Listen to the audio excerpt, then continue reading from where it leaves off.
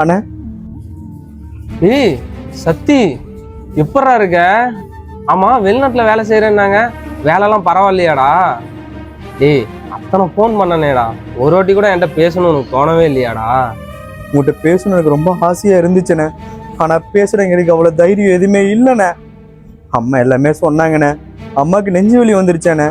கூட இருக்கவங்க கூட யாருமே பாத்துக்கலண்ணே. சொந்தக்காரன் கூட வரலையானே. பெத்த பையன் மாதிரி நீ கூட இருந்து எல்லாமே பாத்தியானே.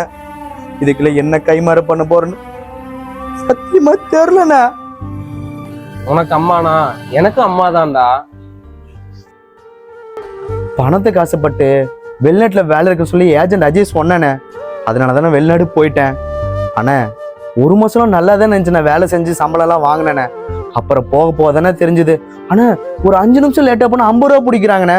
ஆனா சாப்பிட்றதுக்கு அரை மணி நேரம் தான் டைமு. அதுல 2 நிமிஷம் 3 நிமிஷம் லேட்டா போனா அதுலும் சம்பளம் பிடிக்கிறாங்க.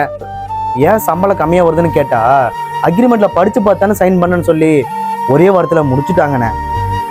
அதனாலதான் இப்ப உங்ககிட்ட வந்துட்டேன். அண்ணா என்னை வேலையை சேர்த்துக்கோங்கண்ணே. போடா போய் வேலையை பாடுறான். சரிங்கண்ணா. டேய் இங்க வா அண்ணா. இப்ப இருக்கிற யங்ஸ்டர்ஸ் எல்லாம் வெளிநாடு போனா கை நிறைய சம்பாதிக்கலாம், வீட்டு கடன் எல்லாம் கட்டிடலாம், சொந்தமா வீடு கட்டிடலாம், நல்ல நிலைமைக்கு போயிடலாம்னு ஆசைப்படுறீங்க. அதெல்லாம் தப்பு இல்லடா. ஆனா அங்க போய் அவ்வளோ கஷ்டப்படுறீங்க. அந்த கஷ்டத்தை நம்ம ஊர்ல கஷ்டப்பட்டீங்கன்னா அதோட பெரிய நிலைமைக்கு போலாம்டா. இப்பயாச்சும் புரிஞ்சுக்கிட்டீங்கல்ல? போ போய் வேலைக்கு பாரு.